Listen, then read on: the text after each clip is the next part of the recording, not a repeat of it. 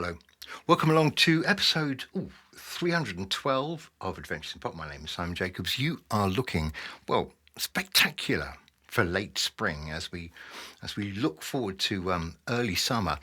In this episode, we're going to be talking about David Bowie in this video, and I'll come on to explain kind of why, but it's fascinating stuff and some rather good footage to share with you. But first of all, a couple of parish notices, really. The last video I made was my review of the fantastic concert at the O2 last week from Rosalia, and which I so thoroughly enjoyed. And I would say it's really unusual for me to get as many comments on YouTube as I did for that video. I was taken aback, really. I was surprised by this. Quite often I'll post videos and the comments I'll get will be, two emojis, one of which I'm not quite sure if it's a compliment or an insult, there'll be that kind of thing. Or just, somebody will just send me the number 37 or something. I like, do I understand what you mean? This time, though, and particularly for those of you who did comment, I mean, thank you. Not only were the comments, very respectful and full of love for Rosalia, but they were kind of thoughtful and interesting and really worth reading and commenting on. So thank you so much. I was really pleased to see how many people just could relate to the video or were just excited to talk about Rosalia. So that's all good. Thank you. Okay. The other thing I want to say is I have started, I'm not quite sure where this would go, but I have started posting some of my Adventures in Pop videos onto Spotify because, you can now go to a whole part of Spotify that is dedicated to podcasts. And I thought, well, I've got them all here. They're all just sitting there. You can listen to them or you can even watch them on Spotify. So, there's a lot of blurring of lines here between what these different streaming platforms can offer you. So it kind of makes sense as a result of that to upload my podcasts to Spotify. Now, I haven't put that many of them up there, and I've started reasonably recently, but I will, every now and again, I'll put another few up there. And if you fancy going over to Spotify and supporting me by listening or watching all over again to the last, 20 podcasts, be my guest. And obviously, I'll be very, very pleased with you. And I think probably good things will happen in your life. I can't guarantee that, but I'm just suggesting it's a possibility. So thank you. You will now find me. I think you'll find me obviously under Simon Jacobs' Adventures in Pop. I think if you want to look that up on the podcast thing on Spotify, you will find a few of them there. Okay. David Bowie. David Bowie, probably the UK's most important artist of the 1970s. I think that's where I'd put him. The single most important and influential music artist of that period, and really for the whole period. Maybe you could make a case of running up to 83 and Let's Dance and the Serious Moonlight tour. But, basically I feel like with David Bowie, he was always there. The very first time I really got into listening to the charts, 1973, 1974, I fell in love with Life on Mars, which is probably still my absolute favourite David Bowie song. But, from there on, I kind of went back to Ziggy. I remember a friend of mine at school bought the album Aladdin Sane, and we just kind of stared at it. It was so mesmeric and kind of adult and a bit naughty, and it felt like it was subversive and sexy and weird, and it was all very attractive. From there, I remember not loving Diamond Dogs, loving Young Americans and Station to Station, being a bit confused by Low, and then gradually understanding a bit more what his Berlin period was about. Loving Ashes to Ashes, if not the whole Scary Monsters album, which I also found quite difficult. Loving to bits Let's Dance, but then realising, I suppose, that, the rest of the 80s, I don't think were very kind to David Bowie. And I don't think I really loved another of his records until we got to the noughties and Heathen, which was, a long time after Let's Dance, almost 20 years. But the thing that's interesting is that in London recently, I have been to two different events that have got a strong David Bowie piece about them. One is a David Bowie immersive experience at the Lightroom near King's Cross. For those of you who know London or can be in London or are in London, will be. It's on for a little while there, and it's an 1 hour long immersive experience in a big square cube of a room where you get basically film projected on all walls, very good sound quality, and you just go in and you sit down. In this case, with the David Bowie immersive experience, you go in for an hour. You have a ticket that tells you go at this sort of time. You go in for an hour, and the experience lasts for about an hour, and it's just on a loop. And when you realise you're back to where you started, off you go. But maybe I should start on the other one. We'll come back to this one. The other one is stranger in a way, but was very exciting. The Victoria and Albert Museum has been expanding basically in two ways. There's a brand new exhibition space out in the Olympic Park near Stratford. I don't think it's opened yet, and I haven't been to that one, obviously, because I think it's very, very brand new. But what the V&A have also got out at the edge of the Olympic Park in Stratford is their warehouse. And their warehouse is absolutely fascinating because they've made the warehouse open to the public, and you can go in and you can take a look at a lot of the different exhibits that are not on show. I mean, so in a way, you go to the warehouse and you end up kind of seeing the insides of all that kind of space that has to be kept for all of the different things that might or might not or have not been shown at the V&A.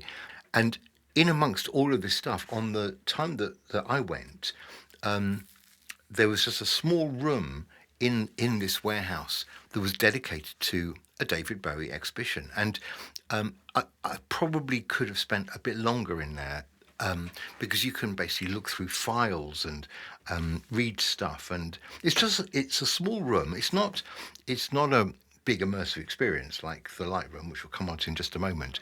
But what I did come across there were handwritten lyrics, and I was really thrilled kind of to see these. So I want to share with you the handwritten lyrics to three very well known David Bowie songs. I don't know if it's going to make you as excited as it made me. And I don't have to read them to you, play you the music, but just show you these. We start. I think the first one is "The Man Who Sold the World." So here it is, "The Man Who Sold the World," and you can see up at the top there, "Man who sold the world, we passed upon the stair. We spoke of was and when," and that's fabulous, isn't it? I think the shadow across that is probably the shadow, unfortunately, of me taking the photo, which is a bit annoying. But there it is. That's David Bowie's handwriting and his original words that he was scribbling down for "The Man Who Sold the World," which I think he probably wrote in about 1969 or 70, very early on. So there's that. The second one is "Golden Years." I'm doing this in a kind of chronological order. There we go. There's "Golden Years." And you can see there that it's in a file. It's literally just popped into a file and put into a clip binder. It's in a box, sitting on a table. I mean, isn't that fantastic? "Golden Years." "Don't let me hear you say life's taking you nowhere." "Angel," fantastic song. One of my favourites, actually, with little scribbles about, run, etc. ×3, it says near the bottom there. So there's "Golden Years." And the third one to have a quick look at here is "Let's Dance." And you can see again on this one, it's got "Put on your red shoes and dance the blues," it says, the very first line, written in a rather neater capital letters there. But all the same, still, I found that really rather thrilling. So there we go. So that was at the V&A warehouse out in the Olympic Park in London. I don't think that David Bowie room is always on offer. I don't think I don't think it's like a permanent part of the exhibition. It just happened to be one of the things, because one of the things about going to this warehouse is that they can kind of shuffle the items around on a regular basis. So you go in and you'll see there'll be something different that's been kind of brought to the front, if you like. It seems to be on a kind of permanent rotation. Does that make sense? Worth a look, not too expensive, a load of fun, quite difficult to get there. I remember a very long walk in the rain, but blimey, it was worth it. So let's come back to the immersive experience, which I have just visited this very day. And here again, I just want to share a little bit about the general piece. There's a couple of really interesting things that popped up, and that what he did, rather like the documentary that I went to see, I don't know, probably a year or so ago. What you get is a lot of the words of David Bowie, himself talking about his life, being asked questions, and you put it all together, and you can start to kind of build up quite a good map of things that he thinks and has said and believes, etc. So he talks about being very comfortable working in chaos. He says that is his favourite kind of way of writing. He enjoys a chaotic environment in which he can grab things, feel it, and use the frisson of a chaotic environment to write. He also said that being a songwriter was about constantly trying to find your place in the universe. I mean, that's the kind of thing you say, I suppose, if you're incredibly successful and you've been doing it for 100 years. Finding your place in the universe. I don't even know really where to begin with that kind of comment. I sort of agree with him, but I don't know how you do it, other than you keep writing and you keep your lyrics honest and stuff, and you try and reveal things about yourself or about the realities of your life in your writing. I guess that's kind of what he's going for. The other thing I really liked that he said, if when you're writing, if you're comfortable, then you're in the wrong place. And he said, you need to go to comfortable and then go further. And when you feel like you're just out of your depth and you can't quite find your feet on the bottom, that's the right place to be. So I did really like that. The whole thing about not living in your comfort zone. And then he talks about, going to Berlin and finding Berlin a very weird place, but also about how he was quite influenced by his environment. So, he kind of worked it out after a while. And I think he called on Brian Eno to come and sort of help him work out what to do next. And they reinvented for themselves how to make music, how to put songs together, tracks together, music and sound together, in a very much more electronic way, with lots of help from Brian Eno, who, I think if you've got Brian Eno on your phone to give a call to and say, I'm a bit stuck, can you come and help? That's not bad, is it really? Always a useful person to have on quick dial, I'd say. So it was really interesting. I'm trying to think. The only downside of being in this immersive space is that there are things going on all walls at the same time. And, call me old-fashioned, but I can only look in one direction at the same time. So, you do find yourself doing this a bit, which I suppose is a bit irritating. But overall, the sound and the video quality is really nice. I want to share with you a couple of bits and pieces from that. Let's do this in chronological order.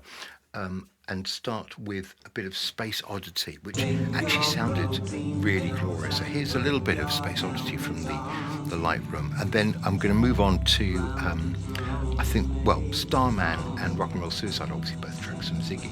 So Space Oddity first, and then a bit of Starman from Top of the Pops, and Rock and Roll Suicide, which is a live performance. And finally I'll get to Let's Dance, but have a look at this.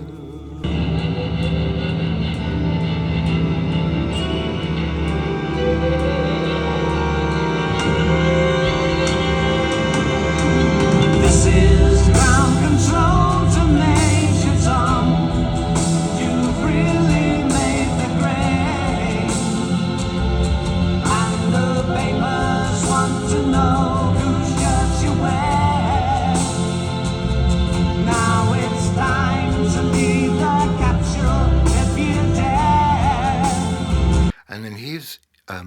Starman, which caused such a fuss at Ozbox. It became such an iconic performance because of the way that David Bowie and Mick Ronson, had their arms around each other. I don't know whether that was, I don't know whether, had men never seen this, that men might put their arms around each other. I don't know, it was 1972, so I suppose, it was the Dark Ages, but even still, it did cause a massive ripple of frisson, this did.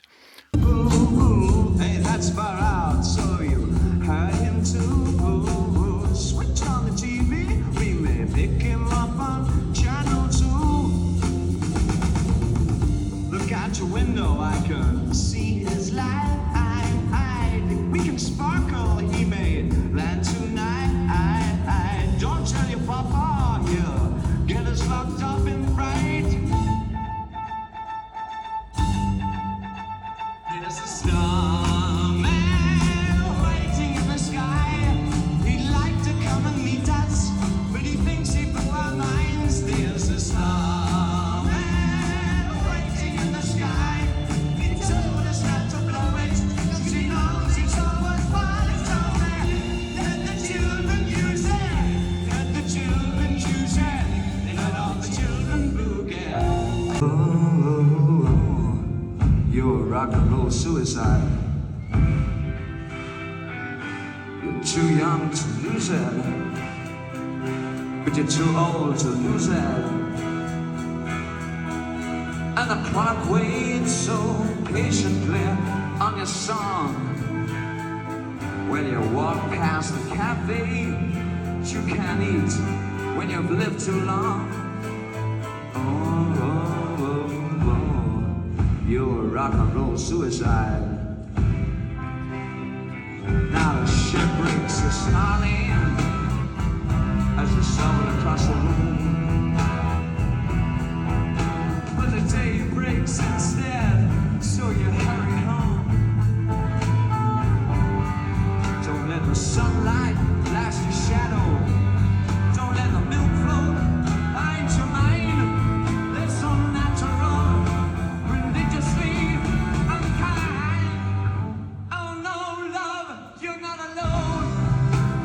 And then finally, Let's Dance. Now, interesting, I maybe just should finish with this, is that David Bowie talks about how the time in his life of the most commercial success, he said it made him feel empty, which is really interesting. He said, I'd been a cult figure all the way through the 70s, and I got to 1983, released Let's Dance, and suddenly it went completely global.